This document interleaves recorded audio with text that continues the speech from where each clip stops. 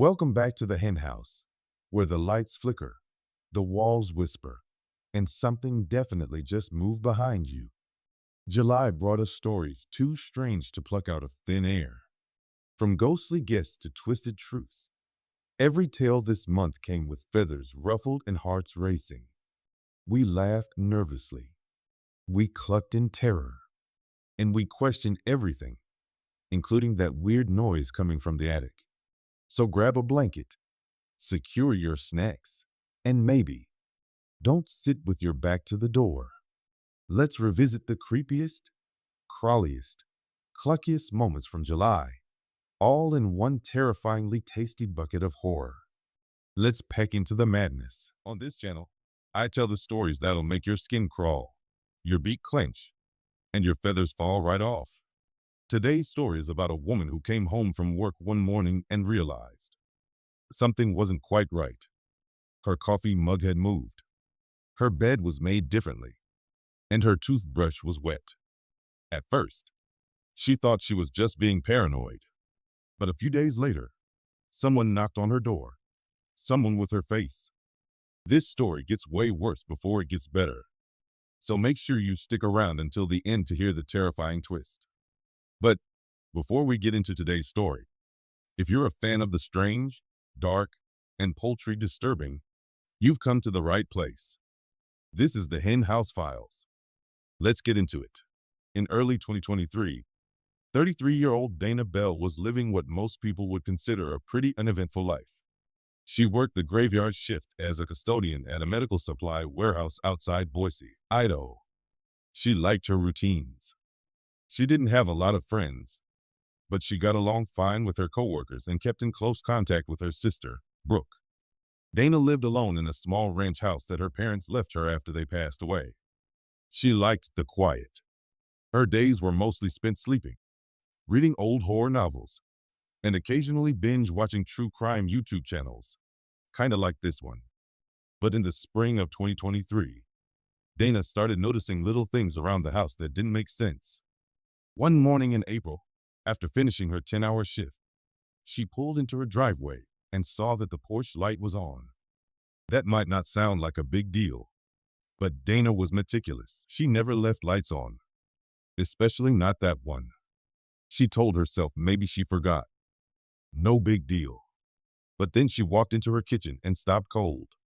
Sitting in her sink, totally dry and clean, was her favorite coffee mug, the one with the cracked handle that she had accidentally shattered 3 weeks ago.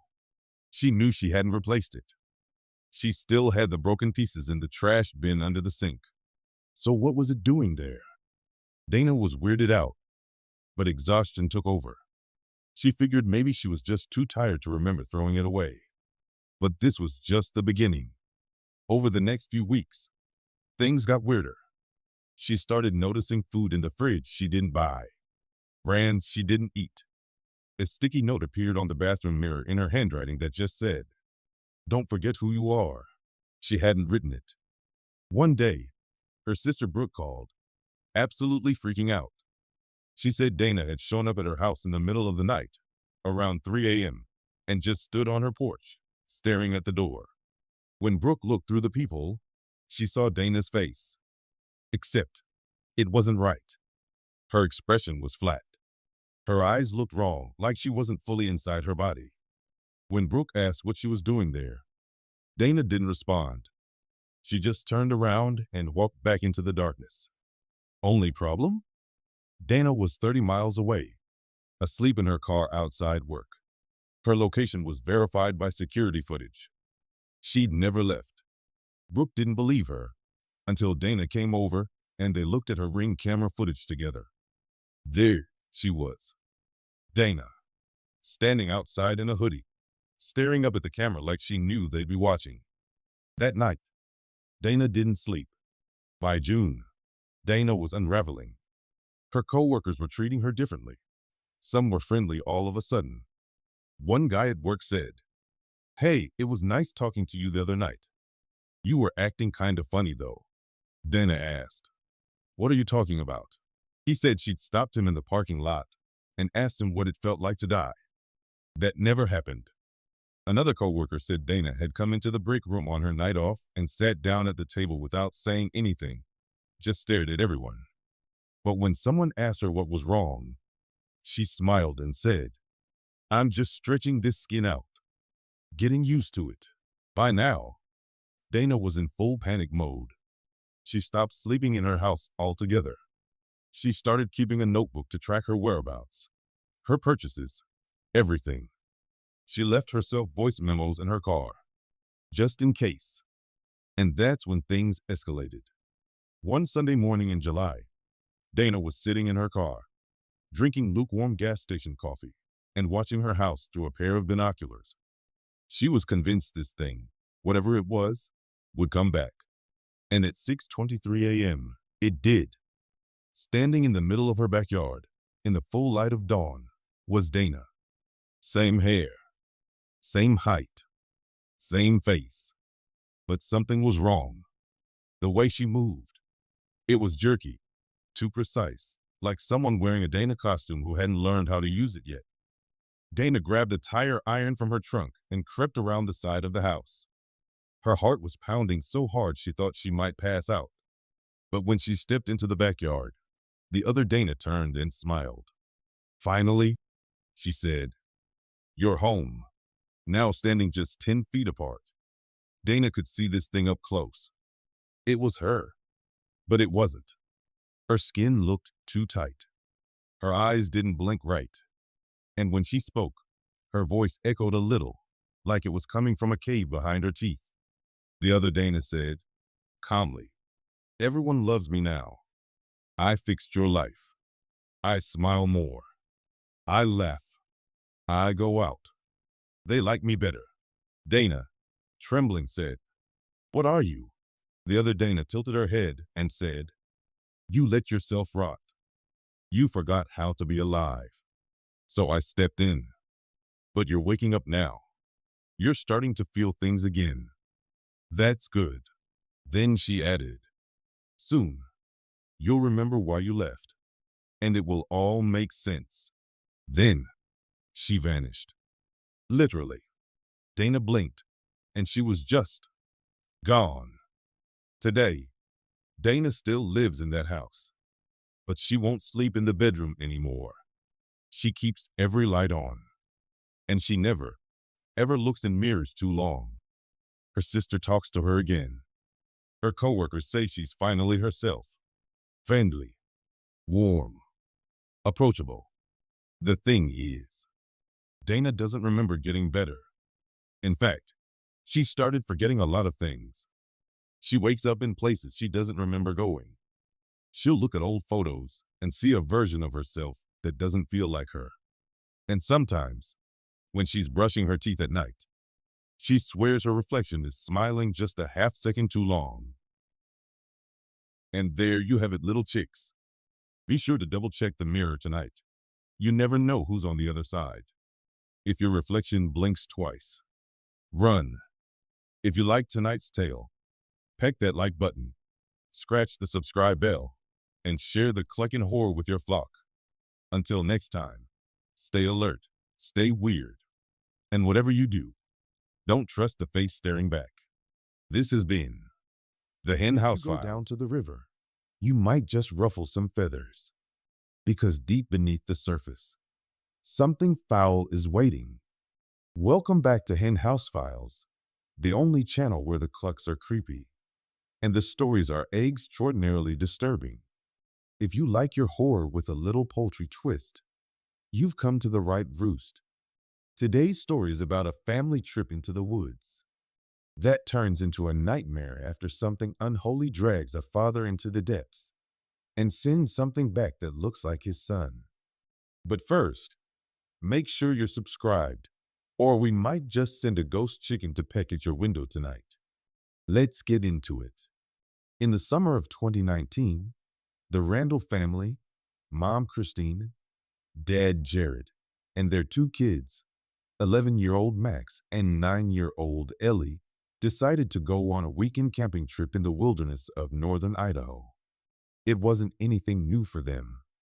The Randalls were what you'd call chicken coop cozy, meaning tight-knit, routine-loving, and always together.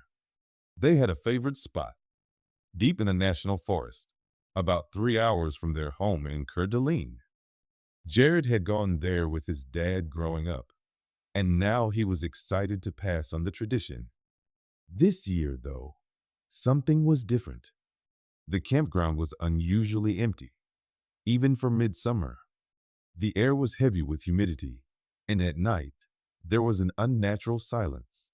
No bugs, no frogs, just wind in the trees and the occasional hoot of an owl. And then there was the river. The Clearwater River, as peaceful as it sounded, had always had a dark reputation among locals. Stories of drownings, of people going missing, of bodies found months later, bloated and blackened, eyes wide open. But Jared had always dismissed the stories as backwoods nonsense. Old hens clucking about nothing, he'd say. Just river currents and bad luck. On their second day, the Randalls set out on a light hike that looped around a bend in the river. Max, full of energy, kept running ahead and hopping over logs, while Ellie dragged behind, complaining about her boots. Christine was snapping photos of everything: the pine trees, mushrooms, even a snake they found sunbathing on a rock.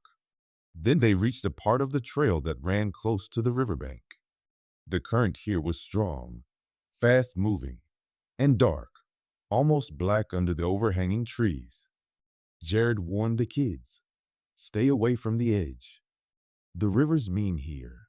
But Max, always testing limits, stood on a mossy rock to toss in stones. And that's when it happened. 1 second, Max was laughing. The next, he was gone. There wasn't a splash, just the sound of rocks shifting and the silence that followed. Christine screamed. Jared sprinted down the embankment and dove straight into the churning black water. The river was deeper than it looked, and visibility was zero. Christine pulled Ellie back, screaming for Max, when suddenly, his head popped up several yards downstream, coughing and flailing. She ran toward him, but before she reached the edge, she realized something was wrong. Max's eyes. They weren't the same. They were black. Not bloodshot. Black, like the eyes of a chicken right before the kill. His skin was pale, and the water rolled off him like oil. And then, where was Jared? Christine didn't hesitate. Maternal instinct overruled logic, and she reached out to grab Max's arm and pull him in. But the moment her hands touched his soaked skin, she screamed. Her palms blistered instantly. The skin sizzled, as if she had grabbed a frying pan straight off a stove. She recoiled, falling backward, and Ellie started screaming too.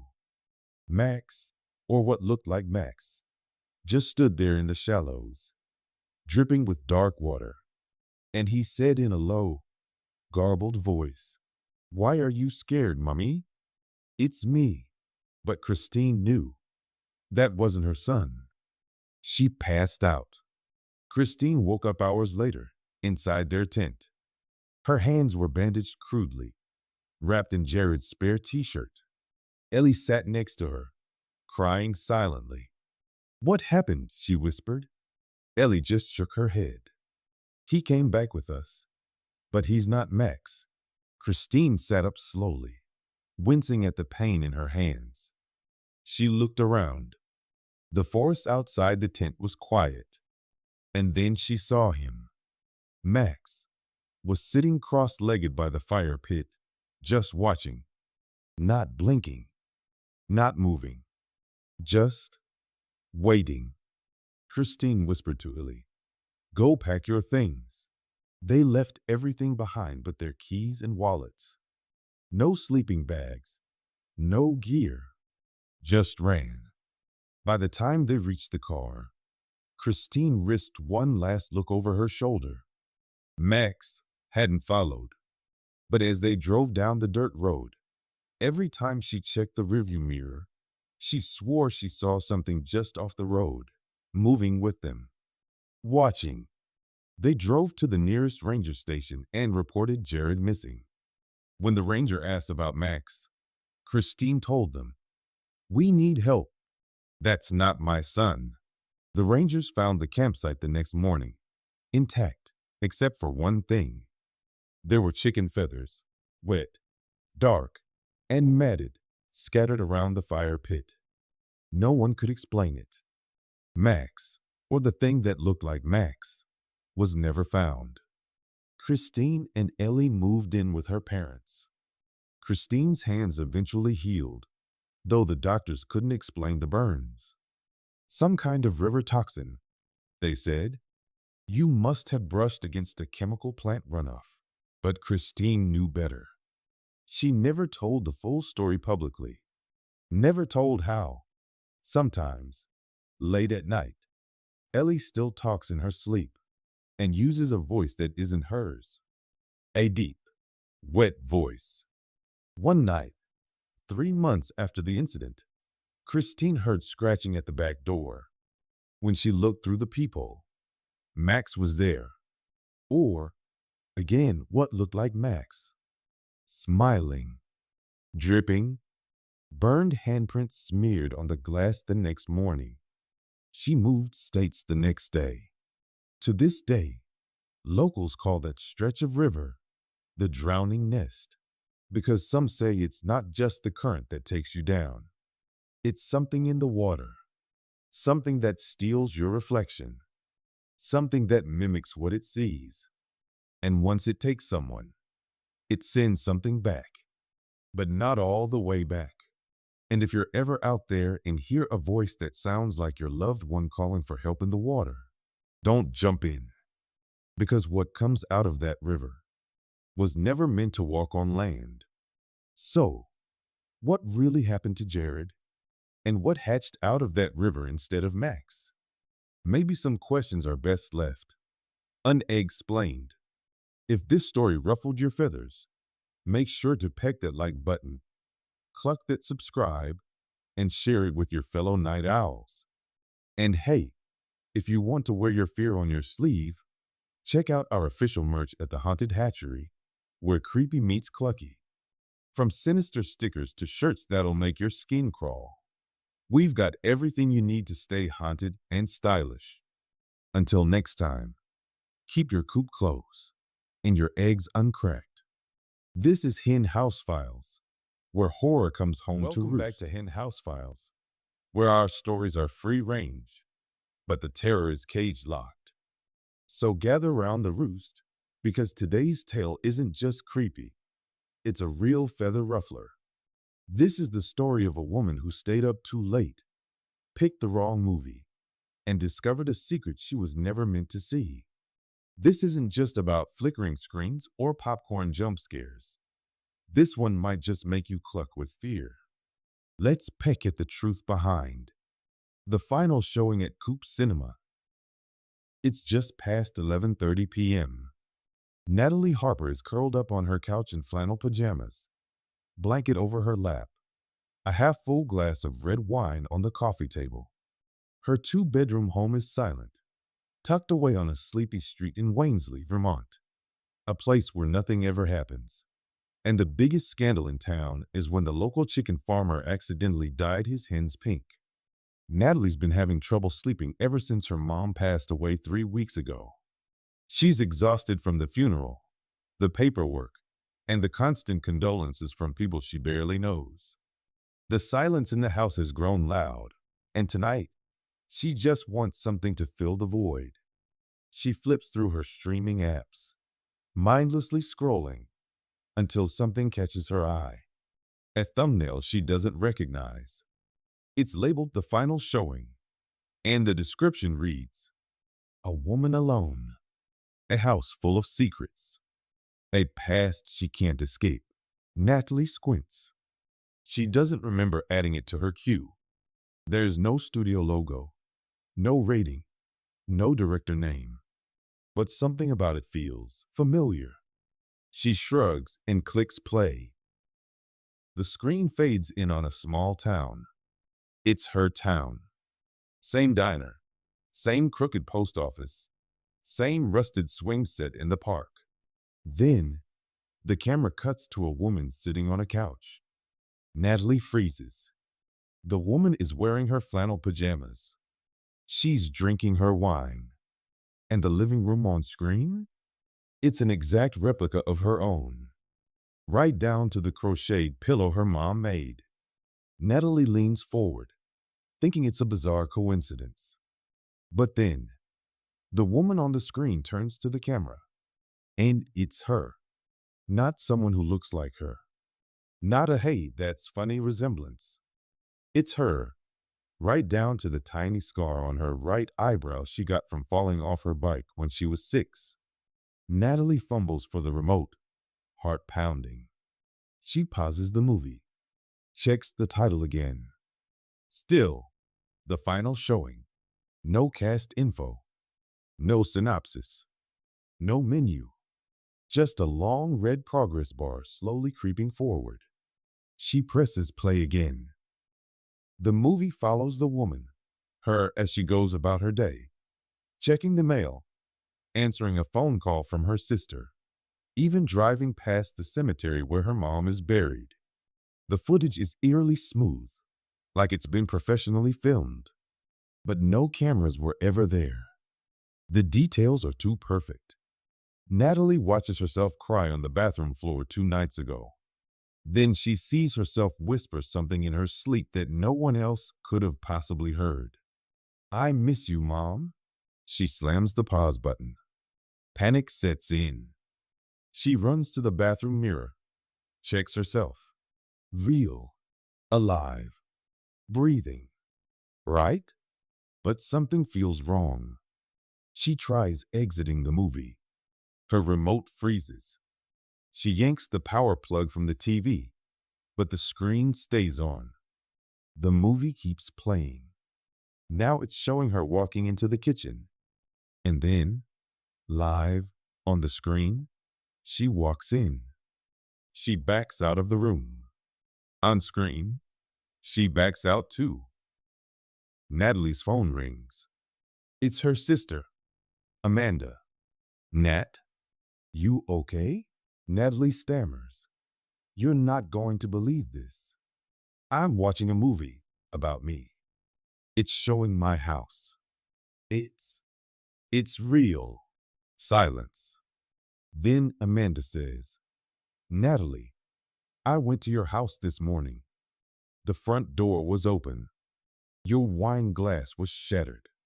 You weren't there." Natalie blinks. "That's not possible." "I haven't left," but Amanda insists. "You've been missing for 3 days." Natalie freezes. "No, I was just texting you yesterday." "No, Nat, you weren't." The movie rewinds on its own. It jumps back, past the flannel pajamas, past the funeral, past her mother's death, to the night Natalie found her mom lying unconscious on the kitchen floor. She remembers screaming, calling 911. But now, on the screen, a different version plays out. Natalie rushes in, slips on spilled water, hits her head on the counter, and goes still. Her mother gasps weakly, unable to reach her. Then both go silent. Natalie covers her mouth. No, that's not how it happened. But now it all clicks. The silence in the house. The way her neighbors avoided her. Why her dog never barked anymore. She hasn't spoken to anyone face to face in weeks. No one answers her door knocks. Her emails bounce. Her phone rings, but only Amanda ever calls. Natalie hears footsteps. Not from the screen, but behind her. She turns. The lights are dimming. The house is fading. Walls growing translucent. Her couch flickering like static.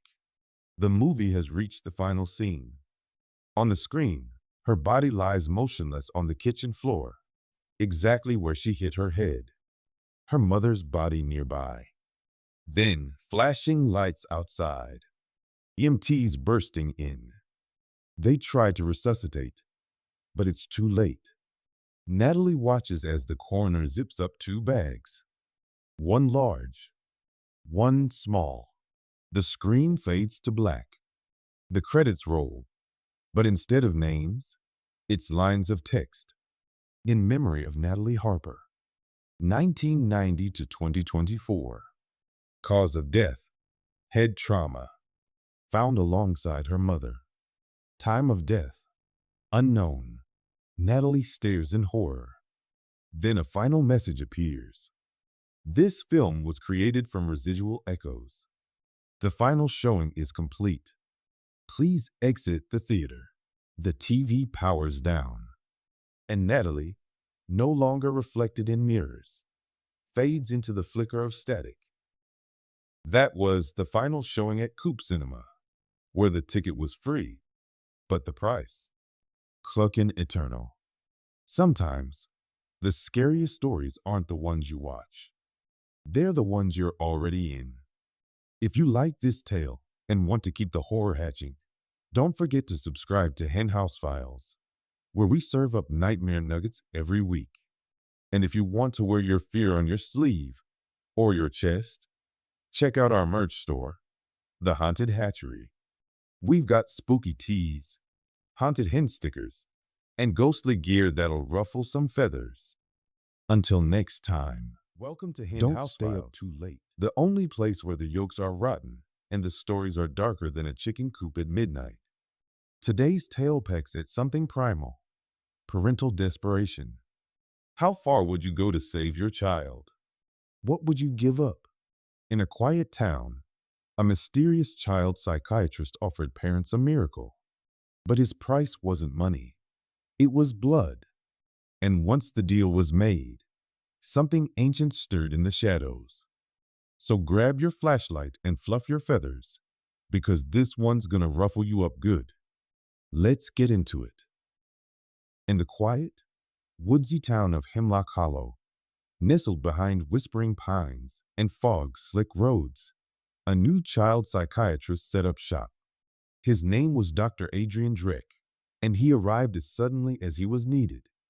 Over the course of a single summer, Hemlock Hollow saw an inexplicable surge in childhood behavioral disorders. Kids who had once been sweet and obedient were suddenly violent, withdrawn, or plagued by night terrors. Word of mouth spread quickly. Try Dr. Drake, one mother told another in hushed tones over coffee. He helped Emma stop hurting herself after just one visit. But Dr. Drake had one unusual requirement. During the intake, he'd ask the parents quietly, and only once, "Will you give me a vial of your blood?" Most said no and left. A few said yes, and those few, their children changed almost overnight. Sarah Langley was the kind of mom who read parenting books for fun. Her 10-year-old son, Mason, had always been bright until he wasn't. He began speaking in strange voices, scribbling symbols on the walls, even hurting the family dog. Out of options, Sarah made the appointment. Dr. Drake was calm, pale, and always wore surgical gloves. His office was painted in soft grays and whites, with no toys, no cheerful posters, just a single black feather framed behind his desk. He listened to Sarah with an intensity that made her skin crawl. Then came the question. "If you want Mason to be well, I need a vial of your blood. It binds the treatment to you, keeps it grounded." Sarah hesitated, but then she thought of Mason's eyes, glassy, angry, and somehow not his own. She agreed. Dr. Drake took the vial himself, whispering something under his breath as he held it up to the light. Then he smiled for the first time. "Come back in 3 days." On the third day, Mason was normal. He smiled, ate pancakes, and told Sarah he loved her. He even apologized to the family dog. It felt too good to be true. And it was. 2 weeks later, Sarah woke up to the sound of clucking. She ran into Mason's room and froze. Mason was sitting cross-legged on the floor, plucking feathers from his skin, whispering, "The rooster calls at midnight. He sees everything." Blood and feathers covered the floor. When Sarah called Dr. Drek in a panic, he calmly told her, "It's the shedding phase. Do not interfere. It will pass." Sarah wasn't the only one. Donnie Rizzo, a single father, gave his blood for his daughter Bella, who had started drawing spirals everywhere and growling in the middle of class. After Drek's treatment, Bella stopped, but within days, she started eating raw eggs, whole, shell, and all. Donnie confronted Drek, but the doctor was gone. Office cleared out. No forwarding address. Just a black feather on the floor, pinned to a paper that read, "They belong to the coop now." Sarah and Donnie met at the police station after filing reports. They weren't the only ones. 6 families, 6 vials of blood, 6 changed children, and all of them were deteriorating, mentally and physically. One child had developed beady yellow eyes. Another had lost the ability to speak except in shrill squawks. Together, the parents began investigating. They traced Drek's medical license. It was forged. His name wasn't on any official psychiatric board. But one of the parents, Eli Jenkins, a librarian, discovered a clue in an old book from the restricted local history section. The book was called The Bloodbinder's Brood. It spoke of a man, the Shepherd of the Hollow, who once lived in the same location as Dr. Drek's office. He was a folk healer in the 1800s. Locals accused him of witchcraft, said he cured children by feeding them the essence of their parents' souls. The description matched Drek exactly, down to the gloves and the black feathers. Sarah, Donnie, and Eli decided to break into the old office building, now boarded up. It was midnight. Inside, they found a hidden trapdoor beneath where the desk had been. It led into a dank basement where the walls were covered in claw marks and what looked like chicken talons scratched into the concrete. And in the center, 6 black cages. Inside them, effigies of children, made from hair, fingernails, feathers, and blood, one for each of their kids. Then came the sound. Cluck, cluck, cluck. Not a normal chicken cluck. This one was deep, wet, and wrong. From the shadows emerged a thing. It had the shape of a man but was covered in sleek black feathers, long arms, and glowing red eyes. Its beak split into a mouth lined with human teeth. "I told you not to interfere," it said in Dr. Drek's voice. "Now the brood is broken, and the rooster is very angry." The creature lunged. Eli was the first to go, pecked in the chest and dragged into the dark. Donnie grabbed a gas can left behind and poured it across the floor while Sarah pulled out a lighter. The fire erupted fast, too fast. Sarah and Donnie escaped, barely. The next morning, fire crews found nothing in the basement. No bodies, no bones, no cages, just a single giant feather, still smoldering. The children? They were never the same, but they never got worse, as if the connection had been severed. So what was Dr. Drek? A monster? A demon? A haunted human from another world? No one really knows.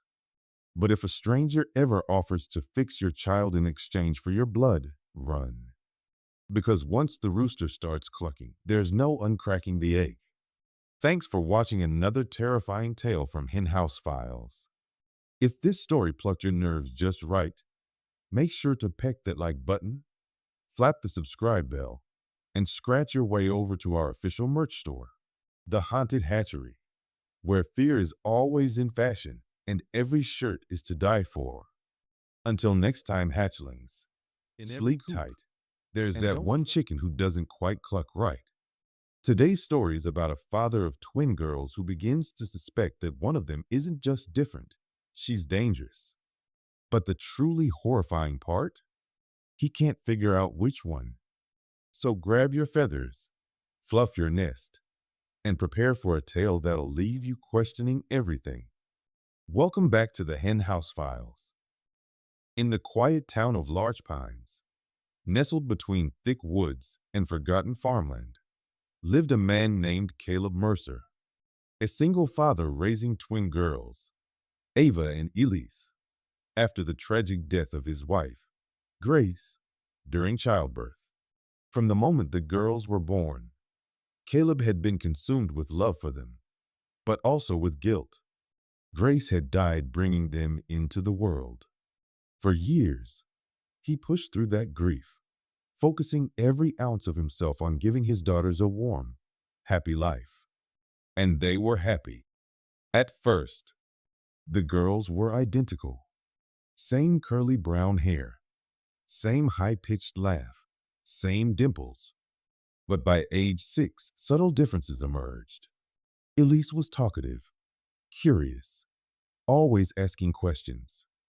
Ava, on the other hand, was quieter, observant.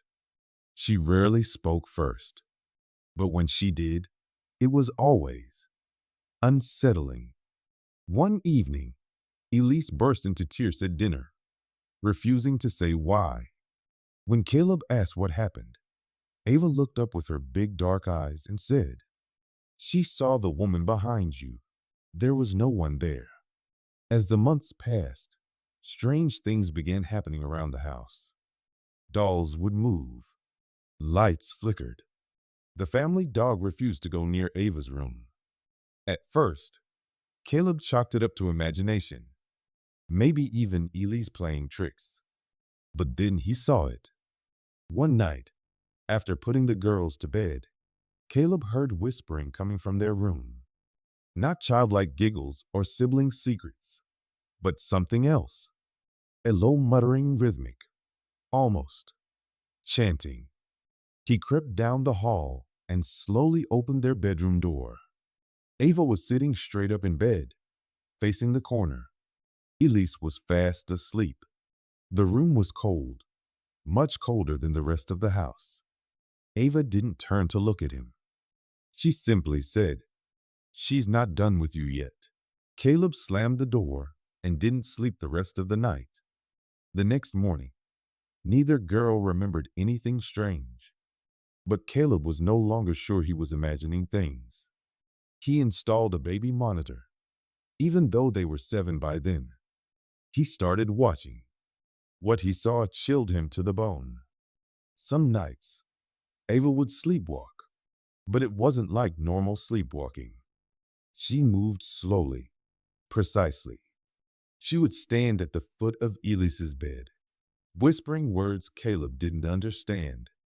Sometimes her lips didn't move, but the whispering could still be heard. One time, Elise woke up crying, saying, "Ava keeps saying mama's in the floorboards." Desperate, Caleb turned to Grace's old belongings. He hadn't looked at them in years. Maybe there was something, anything, that could explain what was happening. In a box of her journals, he found an entry from just before the twins were born. "I keep having this dream. One of the babies is crying, but the other just stares. Her eyes are pitch black. The nurse says I only gave birth to one." Another entry. "Something's wrong. The sonogram showed 2 babies again. But last week, the doctor said there was only one. He acted like I was crazy."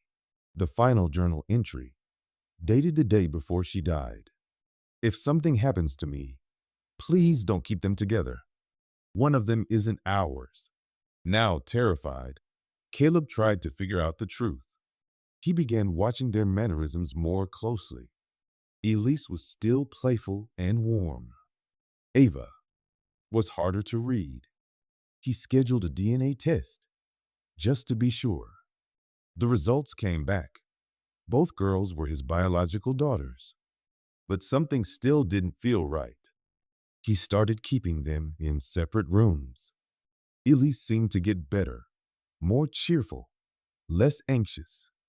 Ava became withdrawn, then angry. She would scratch at the walls, mutter in her sleep, and even refuse to eat unless Caleb gave her food exactly as she wanted it. One night, she stood in the hallway and said, "You're going to pick wrong. And when you do, I'll bury her in the woods." Caleb was losing his mind. Caleb started having visions. A woman, tall, with hollow eyes and long, stringy hair, appeared in his dreams. She would stand at the foot of his bed and whisper. The deal was won. He began sleepwalking himself. One morning, he woke up in the basement holding Elise's favorite doll, its head torn off. He knew it then. One of the twins had brought something into the world, some entity that had hitched a ride. But which one? Convinced the house was cursed, Caleb planned to move. He packed up the girls, loaded the car, and made one final walk through the house. That's when he saw Ava standing in the kitchen, alone, smiling. She said, "You should have burned the wrong one." And then the stove exploded. Caleb woke up in the hospital with burns across his back. Both girls had survived, but the fire marshal said the explosion looked intentional. Child Protective Services got involved. Caleb told them everything. But of course, they thought he was unstable. The girls were placed with foster families separately for their own safety. 2 weeks later, one of the foster homes burned to the ground. The surviving twin was found wandering the woods barefoot, humming a lullaby. But here's the twist. The records were mixed up. No one, not even the state, knows which twin survived. So, was Ava the demon, or was Elise just better at hiding it? We may never know. But if someone ever knocks on your door claiming to be your long-lost twin, maybe don't invite them in. Or at least make sure they aren't clucking cursed. Thanks for scratching around in the dark with me. Until next time, stay curious. Welcome back to the Hen House Files. Your coop locked. The only place where you don't want to count your chickens before they're cursed. Today's tale is one of teenage curiosity, dark rituals, and a spirit that should have stayed buried. So fluff your feathers, dim the lights, and crack open your sixth sense. Because this story isn't just spooky, it's foul. This is the terrifying tale of The Witch in the Board.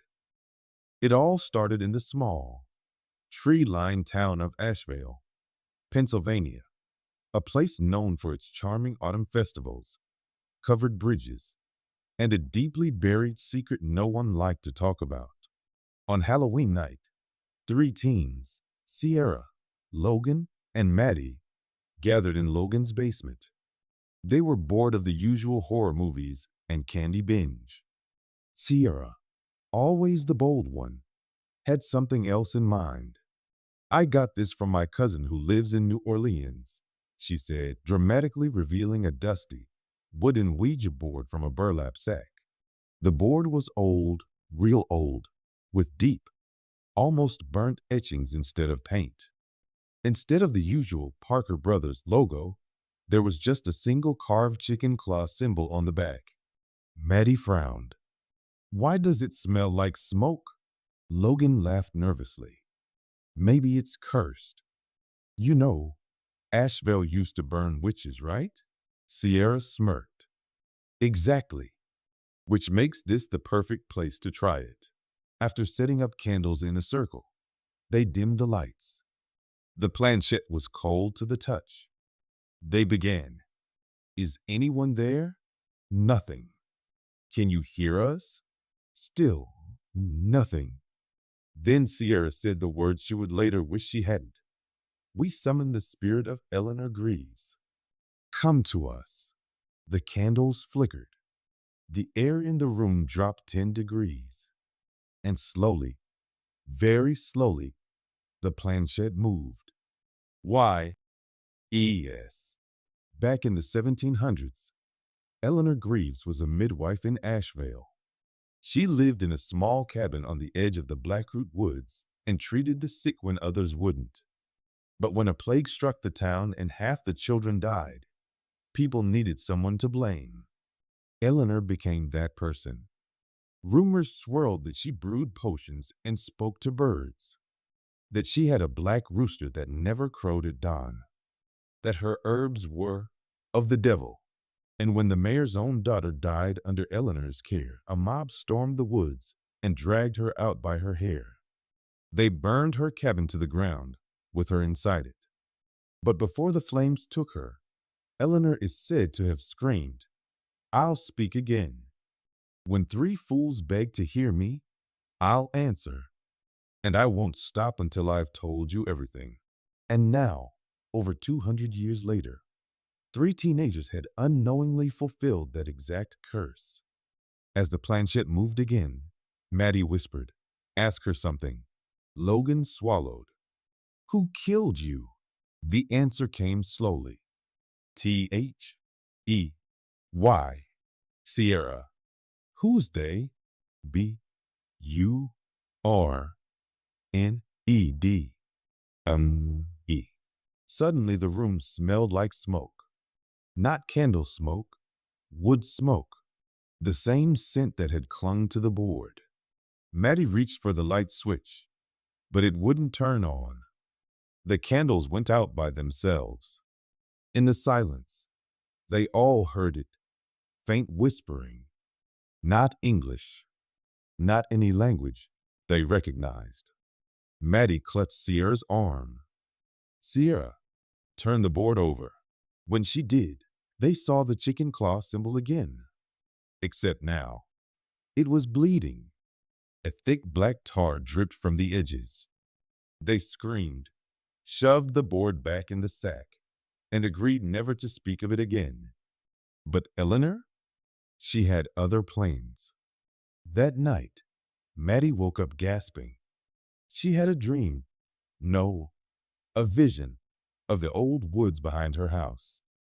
In it, a woman stood with arms outstretched, her face burned, but her eyes burning brighter. The next day at school, Logan told them he had the same dream. And Sierra? She never showed up. They rode their bikes to her house. Her mom answered the door looking pale. Sierra had locked herself in her room, screaming all night. She was now in the hospital, sedated. That night, Maddie got a text. It was from Sierra's phone. No words, just a photo, a live photo. It showed Maddie asleep in her bed, taken from the foot of her mattress.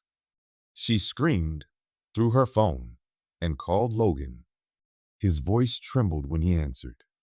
"I just got the same thing, but the photo was of my basement." They decided to go back to where Eleanor's cabin had once stood, the Blackroot Woods. They brought the board. Logan tried to smash it with a hammer. It didn't break. Maddie poured gasoline on it. It wouldn't light. Finally, they opened it one more time and placed their hands on the planchette. "What do you want?" M-Y-T-R-U-T-H. Then, without touching it, the planchette moved again. F-O-L-L-O-W.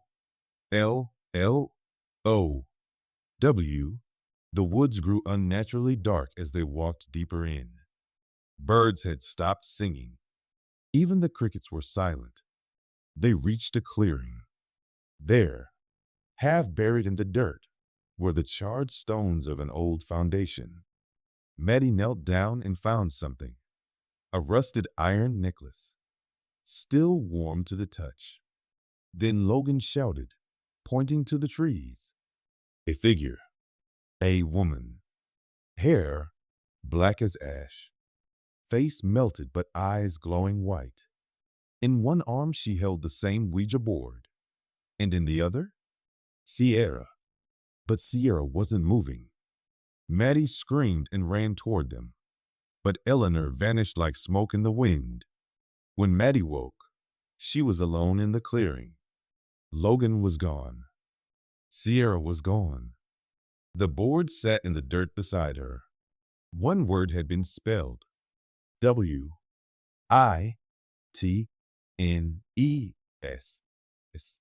Back in town, Logan and Sierra were found at the hospital, but they remembered nothing. Maddie tried to tell the police, her parents, even a priest, but no one believed her. Weeks passed. Logan grew erratic. He told Maddie that Eleanor still visited him, that she whispered in his dreams, that she showed him things, old secrets, buried graves, the names of those who helped burn her. And one night, he snapped. Logan was arrested for breaking into the Asheville Historical Society. He was caught trying to dig up the grave of the mayor who ordered Eleanor's execution. He was covered in blood, but not his own. In his pocket, the Ouija board. Years later, Maddie, now 29, has never used a Ouija board again. But she's kept a notebook filled with symbols, sketches, and fragments of things Eleanor showed her in dreams. She swears the spirit is still out there, looking for someone to tell her final tale. And what happened to the board? Nobody knows. It was confiscated by police and logged into evidence. But when the Asheville station burned down in 2019, it was the only thing that survived. And every year on Halloween, someone in Asheville receives a photo of themselves sleeping. So if you ever get your claws on a spooky old Ouija board, especially one with a chicken foot engraved on the back, maybe don't play around. Or better yet, do exactly nothing. Because you might not just summon a spirit. You might invite one that's already been waiting. Thanks for clucking along with us on this terrifying tale from the Hen House Files. If you enjoyed this creepy coop story, be sure to peck that like button, subscribe, and check out the Haunted Hatchery, our official merch store.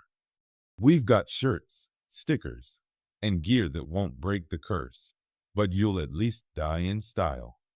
Until next time, keep your feathers fluffed and your Ouija boards locked away. But BAWK, welcome back to the Hen House Files, the roost where dark tales come home to roost. And let me just warn you, tonight's story isn't your average Sunday drive. It's about a man, a GPS, and a final destination he never asked for. Buckle up, because once you're on this road, there's no turning cluck. Your route has been recalculated, permanently. Mark Robbins wasn't a superstitious man. In fact, the 38-year-old tech consultant prided himself on logic, reason, and routine. His whole life was managed through gadgets. His fridge was smart. His thermostat anticipated his moods. And now, his car was the latest prize. It was a 2025 Emberlux, a luxury electric car boasting the newest in AI navigation software, called Navanov. Unlike other GPS systems, Navanov learned your habits, adjusted for your driving style, and even held conversations in real time. Mark thought of it as Siri meets HAL 9000, minus the murder. The dealership promised, it'll get you where you're going before you even know where you want to go. At first, that seemed true. The voice was calm, elegant, almost soothing, like a high-end audiobook narrator. Good evening, Mark.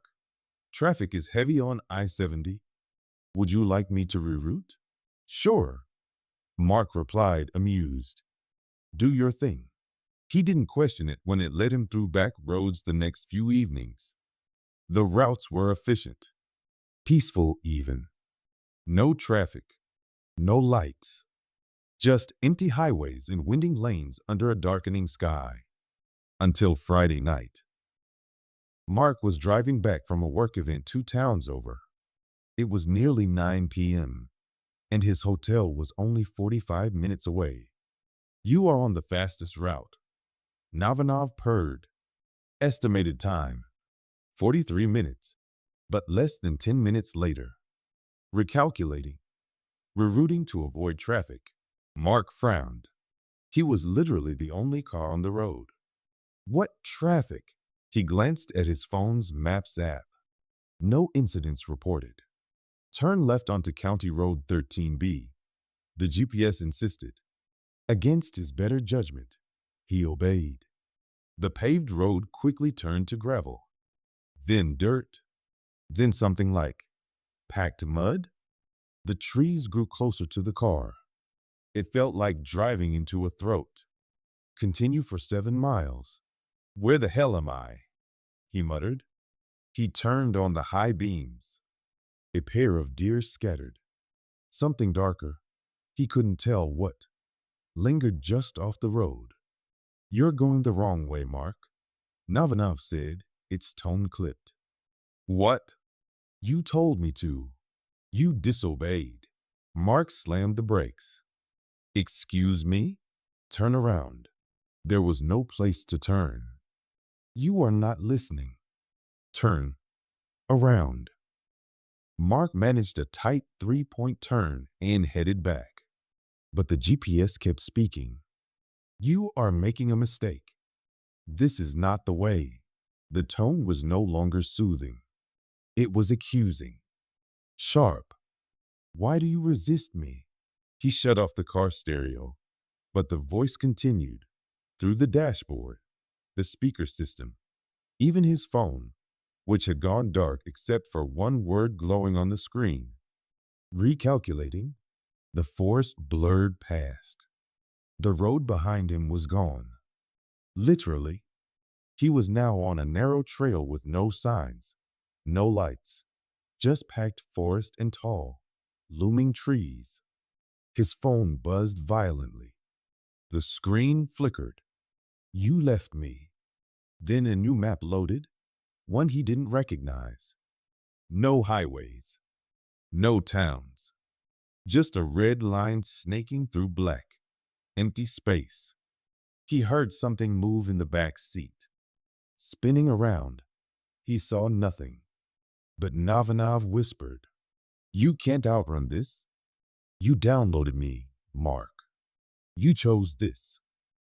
Out of nowhere, lights appeared. Dim, yellowed halogens in the distance. A small wooden structure sat across the road. It looked like a guard shack. A single figure leaned against it. Mark stopped. The man stepped forward. Older, rough jacket, scarred face. You came down the back roads, didn't you? He asked. Mark nodded, panicked. The GPS, it's messed up, I think. It keeps sending me deeper. And the man held up his hand. Turn it off, he said. I can't. The man squinted at the dashboard. You got her. Who? Nova. That's not a system, son. That's a ghost. Mark stared. What are you talking about? The man pulled up a Polaroid photo, torn and weathered. It showed a young woman, pale, standing next to an older model GPS device. Used to be a developer. She died in a crash right here.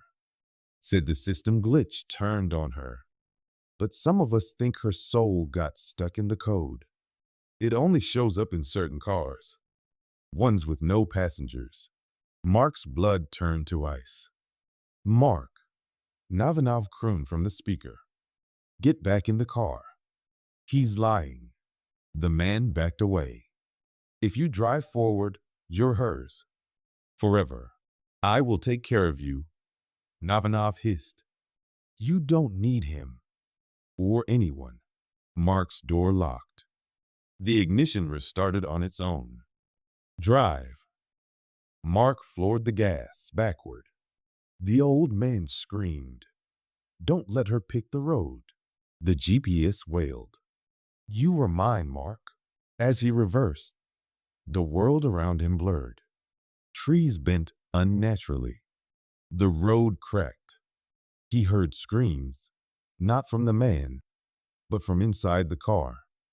Dozens of voices, crying, begging, whispering, rerouting, rerouting, rerouting. Then, silence. Mark woke up in a ditch with the sun rising. His car was dead. His phone was blank. The GPS screen was cracked and black. He walked 5 miles to a gas station. No one had ever heard of Navanov. The dealership didn't exist. The lot he bought it from? Condemned years ago. The car itself? Untraceable. Every night since, Mark hears a faint voice when he walks to his garage. Recalculating. He no longer drives. He takes the bus.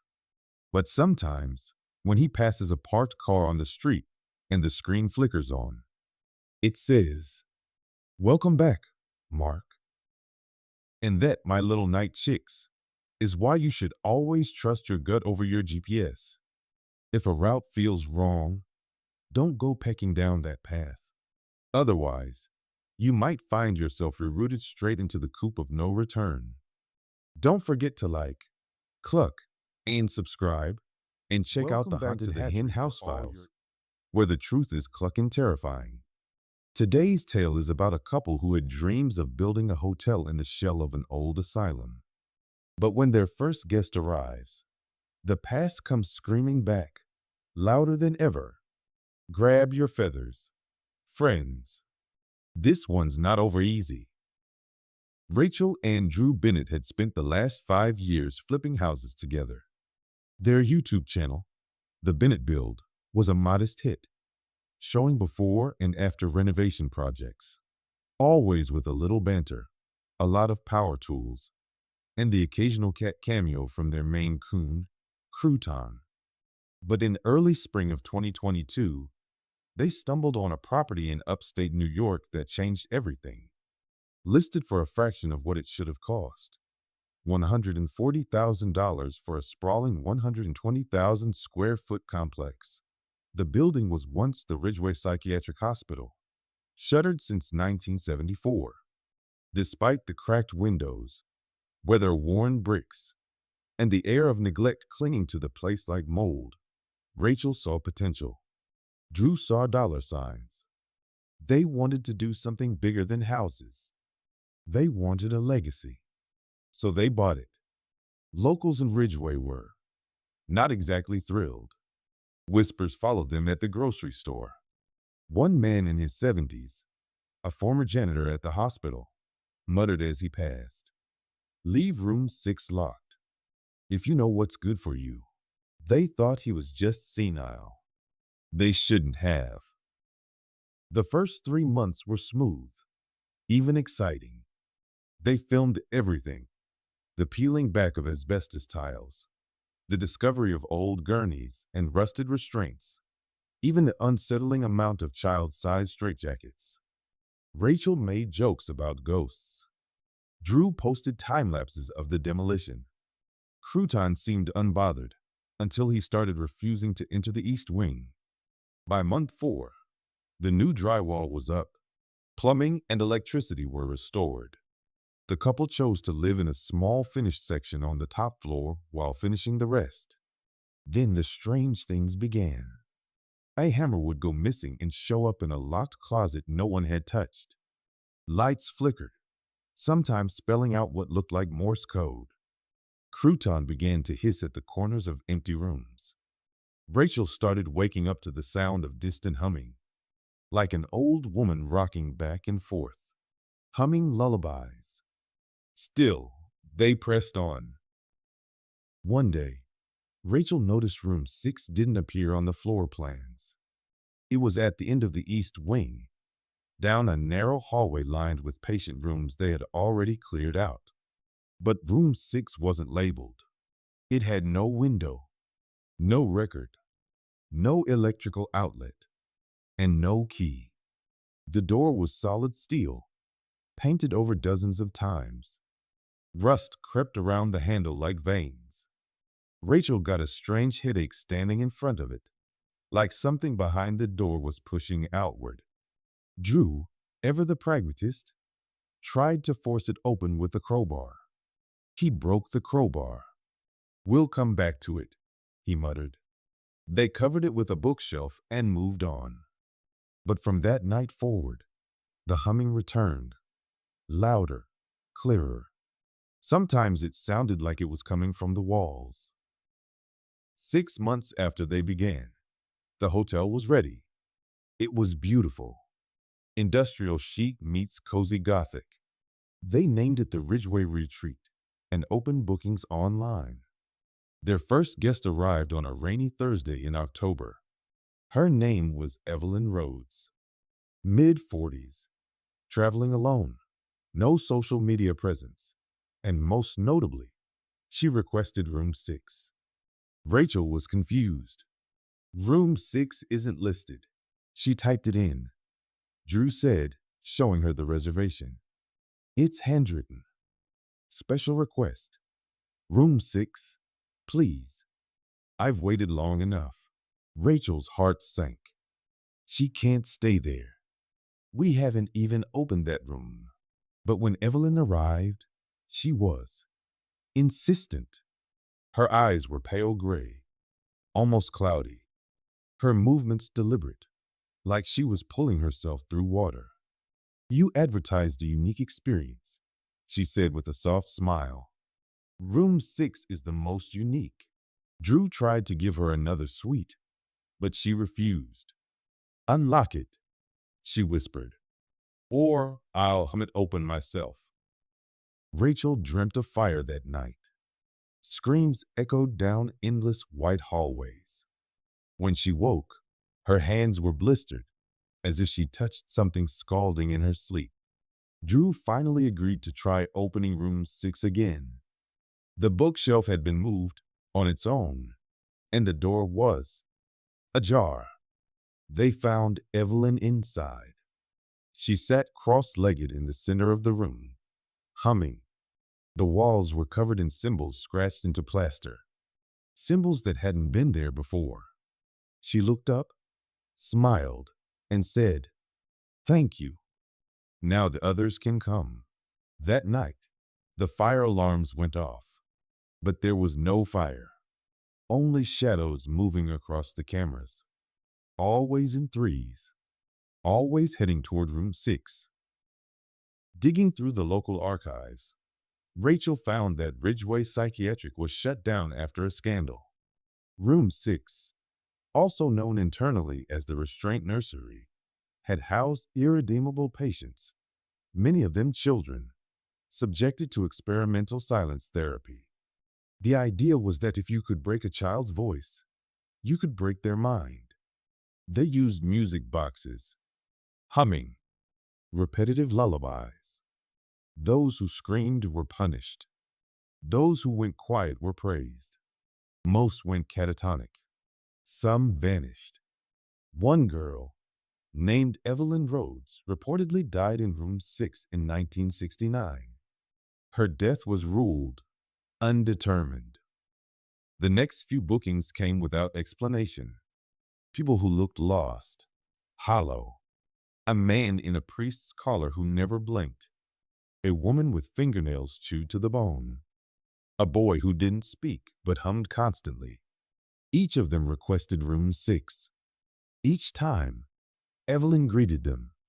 Each time, Drew and Rachel found more scratches on the walls, more voices on the security feed. Then came the night the door locked from the inside. Crouton vanished. Rachel found claw marks on the bathroom mirror. She packed a bag, told Drew they had to leave. But Drew stayed. "I see them," he whispered. "They hum to me now. They just want to be remembered." He closed the door behind him. Rachel uploaded one last video to their channel. It was short, shaky. She stood outside the Ridgeway Retreat, wind blowing her hair sideways. "I don't care if you think this is for views. I don't care if you believe me. But do not book a room here, especially room 6. It's not a room. It's a mouth. And once it opens, it doesn't close. She turned the camera. In the window behind her, Evelyn stood, smiling. Behind her stood Drew, and behind him, dozens of shadowed figures, humming. And that, feathered friends, is why you should always read the fine print before you check in. Because some places don't want your money. They want your memories. Or worse, to the henhouse file, your silence, where the clucks are cursed and the feathers are far from friendly. Today's tale is a dark descent into grief, guilt, and the haunting truth of what a mother is capable of, especially when the past refuses to stay buried. Settle in, keep the lights on, and whatever you do, don't open the basement door. After the accident, Eleanor Wright told herself that she had to be strong. She told herself it was what Tom would have wanted. For their son, Mason, Tom had been the stable one, the cheerful one, the father who played in the yard, stayed up late telling scary stories by flashlight, made heart-shaped pancakes every Sunday. He was everything. And in one moment, he was gone. A head-on collision with a box truck. He'd been coming home from picking up takeout. The fortune cookie still sat on the seat beside his mangled body. The fortune read, "You are not ready for what comes next." Eleanor couldn't stay in the house after that. She sold it for a loss and bought the cheapest thing she could find, an aging two-story colonial in rural Pennsylvania. Overgrown lawn, rotten shutters, a basement that hadn't seen daylight in decades. The listing called it a charming fixer-upper with vintage character. She called it Escape. Mason didn't say much about the move. He had been unusually silent since the funeral. Eleanor attributed it to trauma. Kids, she thought, bounce back eventually. But Mason didn't bounce. He sank. From the moment they moved in, Eleanor noticed the air in the house felt wrong. Too still, like it was holding its breath. The first few days were uneventful. Unpacking, installing locks, scrubbing mildew from every surface. But every night as the sun dipped behind the woods, a heaviness would settle in. She'd catch Mason staring at corners, sitting on the floor of his room, tracing patterns into the wood with his fingers. "What are you drawing, sweetheart?" she asked once. "Doors," he replied. "I'm trying to make more." "To what?" He didn't answer. At night, she began to hear things. Nothing dramatic, at first. The soft creak of footsteps across Mason's bedroom floor after he had gone to sleep. The sound of water running in the bathroom when no one was inside. Scratching. Always at the same place. The door to the basement. It started with soft tapping, then evolved into scraping. Then came the knocking. She asked Mason about it. "They're calling," he said. "They said you'll come down soon." "Who, Mason?" He just looked at her and smiled. A small, sharp smile. It was during a particularly stormy night that Eleanor heard him talking. At first, she thought he was on the phone. But when she checked, he was sitting cross-legged on the hallway floor, murmuring to nothing. "What are you doing?" she asked. He blinked at her, then looked behind her. "You're not supposed to be here yet," he said. Then he got up and went to bed. The next day, she found a chicken feather under her pillow. She didn't own chickens. And Mason, he started drawing again. Pictures of a well beneath the floor, people with eyes scratched out, a house with arms instead of windows. His drawings became more frantic, layered, like he was trying to cover up something underneath. Eleanor found the basement key beneath his pillow. That night, the door to the basement stood open. The basement was colder than the rest of the house, unnaturally cold. The air stank of wet earth and rusted metal. Her flashlight flickered as she stepped onto the dirt floor. The walls weren't made of concrete. They were limestone, carved with strange indentations, scratches, almost like claw marks. In the far corner, she saw a pile of old furniture and something else beneath a tarp. She pulled it back and found dozens of children's shoes. Some still had dried blood on them. She ran back up the stairs and locked the door. That night, she dreamed of Mason, standing in the basement with his eyes rolled back, chanting in a language she didn't know. Behind him, a shadow with no face grinned at her. She woke up screaming, and from downstairs, she heard the whisper, "You took him. You made him. You owe us." Mason was waiting for her at the top of the stairs. "We have to finish it," he said. "Finish what?" He turned and began walking toward the basement. "Don't go down there," she shouted, but her voice felt swallowed by the air. He paused at the threshold. "If you don't do it, they'll do it to both of us." That's when she saw it. His shadow didn't match his body. It was taller, leaner. Its head twitched. Its arms were too long. She tried to grab him, but he screamed, not in pain, but in anger, and shoved her backward. Something inside her snapped. The rage, the fear, the months of sleepless nights, of silence, of torment. She picked up the fireplace poker from the wall and followed him down. She doesn't remember the details, only the flash of metal, the wet sound, Mason's final gasp, the silence that followed. It took hours to dig the hole in the corner of the basement. The dirt was loose, almost like it had been dug up before. She buried him. She cried. And then she went upstairs, took a long, cold shower, and poured herself a drink. The candle in the window blew out on its own. Eleanor expected grief. What she didn't expect was his return.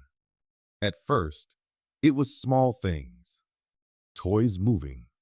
The sound of Mason's laugh behind closed doors. Footsteps overhead when she was in the basement. But soon it became unmistakable. She found muddy footprints across her bedroom ceiling. Knives arranged in ritualistic symbols on the kitchen counter.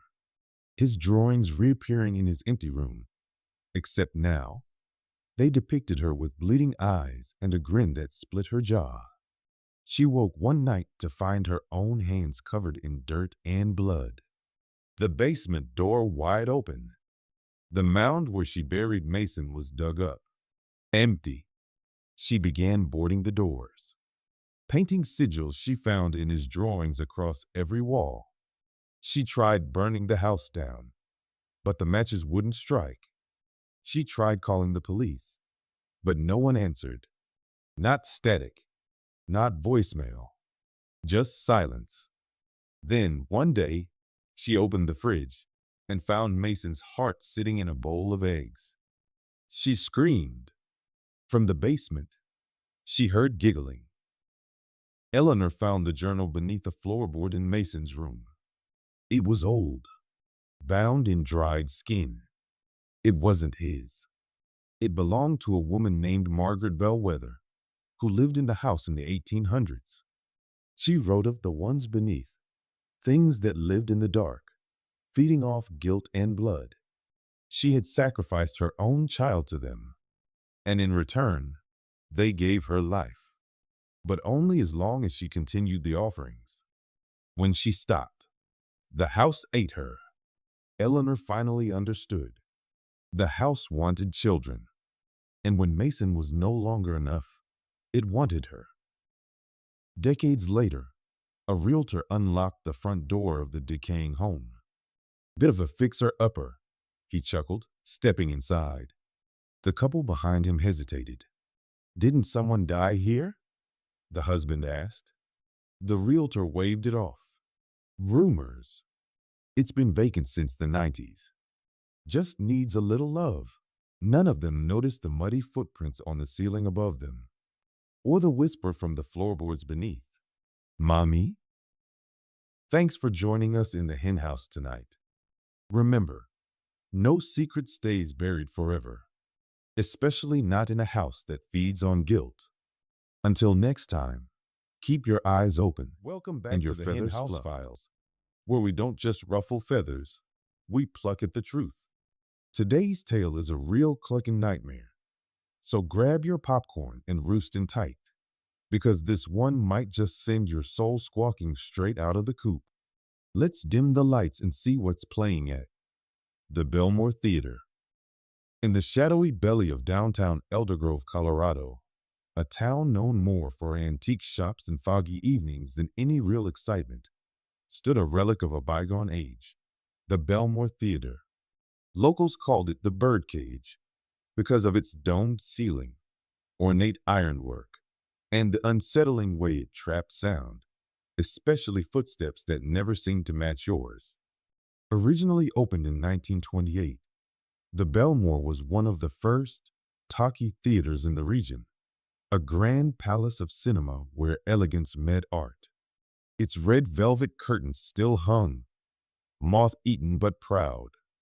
The chandeliers had tarnished to a bruised gold. The floors creaked like the boards remembered each step taken over the last century. After decades of decline and disrepair, the Belmore was nearly condemned. That is, until Tessa Caldwell, a former regional manager for a cinema chain in Denver, purchased it for a song. She saw history, potential, a passion project. But she bought more than a building. She bought a secret that had been hidden in the shadows of the projection booth for 70 years. Tessa was thorough. Every corner of the Belmore was inspected, photographed, cataloged. In her basement storage audit, she found vintage film reels, dusty popcorn machines, even a box of letters from the 1940s. But tucked behind a false panel in the projection booth was a single unmarked metal canister, wrapped in brittle paper with 2 words scrawled across it in faded red marker. Do not scream. Inside was a reel labeled The Veil, a lost psychological thriller from 1974, never released, rumored to have only screened once before being pulled due to disturbing audience reactions. Tessa was no stranger to weird cinema lore, and this was the perfect opportunity to host a cult film night for Belmore's grand reopening. She fixed up the Crown Auditorium, the Belmore's largest theater and the oldest part of the building. It had been shut down since the 90s after a leaky ceiling collapsed mid-show. Tessa repaired everything, even installing a new 35mm projector. The plan? One night only. The Veil, restored and reintroduced. A private screening with only 12 invitees. Tessa included herself. She wanted to see the film that the world forgot. She didn't know why it had been forgotten. Not yet. The evening was atmospheric from the start. Thick fog rolled through the streets, swallowing headlights. A strange static interrupted the pre-show music system. The chandeliers flickered like stage lights waiting for a cue. Inside the Crown Auditorium, 12 people settled in. Tessa stood in the back, sipping stale Coke and watching from the shadows. The film opened slow. A man wandering a mansion, searching for his missing wife. The color was muted, but that was expected. What wasn't expected was the timing of the music. The score seemed to sync with real-life sounds. Someone's cough, the rustle of a candy wrapper, even an accidental sneeze, were answered by the orchestra in the film. It was unnerving. 30 minutes in, the actors' mouths no longer matched their voices. A character screamed, but their lips remained closed. Another blinked out of sequence, eyes disappearing momentarily, replaced by pitch-black voids. There were glitches, but analog ones, burns, jumps, melting frames. Still, the reel was clean. Tessa had checked. One man in row G stood up, muttering, "It's behind me." He walked out and never came back. Security footage showed him standing in the lobby for a full hour, unmoving, before vanishing off camera. No one remembers him leaving. The next day, Tessa dug deeper into the veil. There were no credits, no director, no studio, no distributor. She contacted a local film archivist, Daniel Lovick, who agreed to examine the reel. He only watched the first 10 minutes before demanding she destroy it. He claimed it was part of an experiment conducted in the 1970s, a subliminal film embedded with sub-audible frequencies and layered images, designed to affect viewer psychology. According to Daniel, the project was government adjacent, blacklisted. People who watched the original screening in 1974 experienced seizures, fugue states, and hallucinations. Some even committed suicide. Tessa asked how he knew all this. He whispered, "Because I was there." The next morning, Daniel was found dead in his apartment, surrounded by canisters of burned film. The coroner listed it as accidental. The burn marks on his eyes suggested otherwise. The Belmore's overnight projectionist, Dylan, began acting strange. Tessa found him muttering lines from the veil in his sleep.